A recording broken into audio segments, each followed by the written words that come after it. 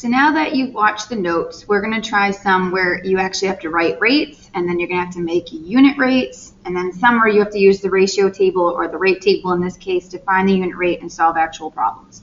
So for this one, it says the double number line shows the rate at which you earn points for successfully hitting notes in a music video game. Write a rate that represents the situation. So this is a double number line telling you how many points on top you've earned for how many notes that you hit when you were playing a music video game. They highlighted the one in blue, but it doesn't really matter. If you want to write a rate, you could pick any one of these besides a 0 because that's not going to give you a rate.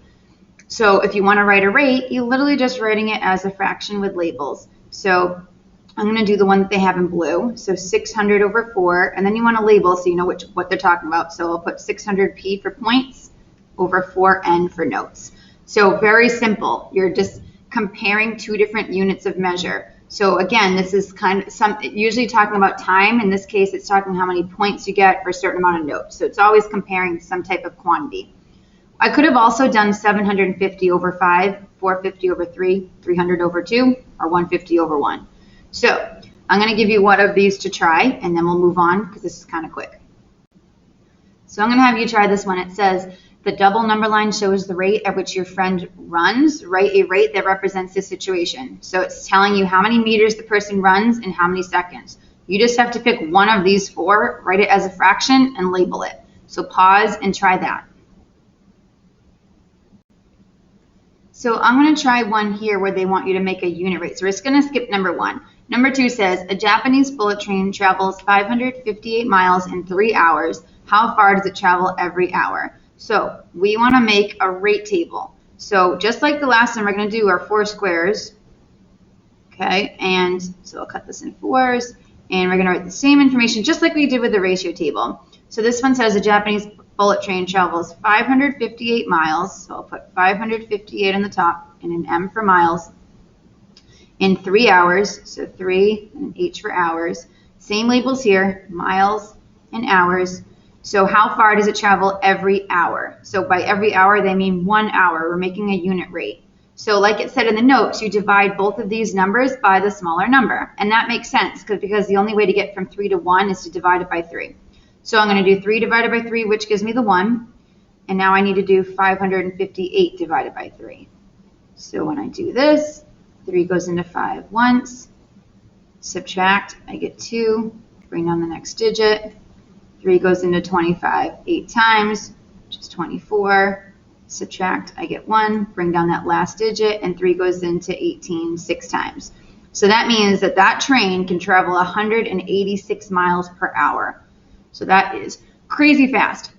So that is how you would use a rate table in this case. It's kind of the same thing as a ratio table, and they're calling it a rate now. So it's a rate table. You're doing the same thing. You're doing your 4 squares. You're putting your information in. This time it says how far does it travel every hour. So you're just going to put the 1 next to the hours, divide them both by the smaller number. That gives you your unit rate. Okay, so we're going to try another one of these. Okay, this one says a chef buys 6 pounds of salmon fillets for $51. How much will the chef pay for 9 more pounds of salmon fillets? So we're going to start by putting the information that they give us. So it costs $51. It doesn't really matter which number you put on the top. So $51 for 6 pounds. Okay, so I'll put a P for pounds. So $51 for 6 pounds. They want to know how much do you have to pay for 9 pounds of salmon. So first we have to make our unit rate. So in order to make the unit rate, you're dividing both numbers by the smaller number. So the smaller number is 6. So 6 divided by 6 is 1. That's the whole point, to get the 1 on the bottom, the unit rate. And then I'm going to do 51 divided by 6. So that's going to go in 8 times, which is 48. So we're going to get a remainder here. So when you subtract, you get a remainder of 3. So remember, if you get a remainder, oops, why is it still doing that? You got a decimal point and a 0. Bring down that. And then 6 goes into 35 times. And then you just bring the decimal point straight up. So I'm just going to pretend 8.5 would be $8.50. So that means it costs $8.50 per pound. So we have our unit rate. Unit rate again means the smaller number is 1. So $8.50 per pound. Now we want to add our other row so we can figure out how much it would cost for 9 pounds. So the 9 will go down here for pounds. And now the money is going to go up here. So just like a ratio table, you have to figure out what times 1 is 9, which would be 9. So I'm just going to quickly do 850 times 9. And that would give us the price for 9 pounds.